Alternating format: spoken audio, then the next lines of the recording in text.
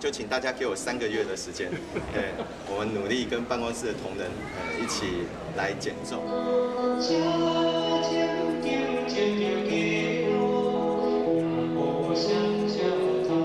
这本新书的发表会，那说实在，渔夫大哥是我从年轻的时候就非常敬仰的这个一个前辈啊。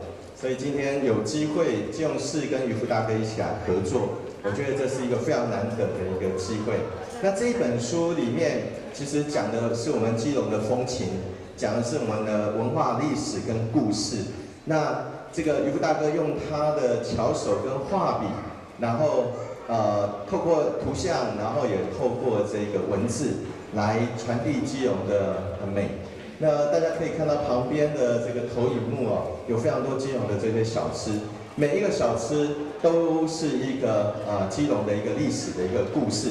说实在哈，如果不是渔夫大哥这么用心哦，讲起来这些小吃哈，我常常吃啦，但是哈，伊的故事无一定知影，哦，所以我感觉讲这本册哈，对家人非常有意义。那以后来到基隆这个观光旅游的这些游客，我希望大家要来家人参观要佚佗的时阵，一定爱先去买这本册。这本册看了后就知影讲基隆的这个小吃背后的这个文化跟历史，吃起来更较好吃。市长，那个照片大概是什么时候拍的？大概几岁？那个应该是念大学的时候。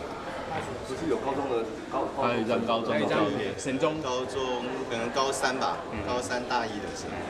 这样看到这个播出来感觉怎么样？就是感想，感想。可能很久没有看年轻时候的照片。会不会觉得岁月是把杀猪刀？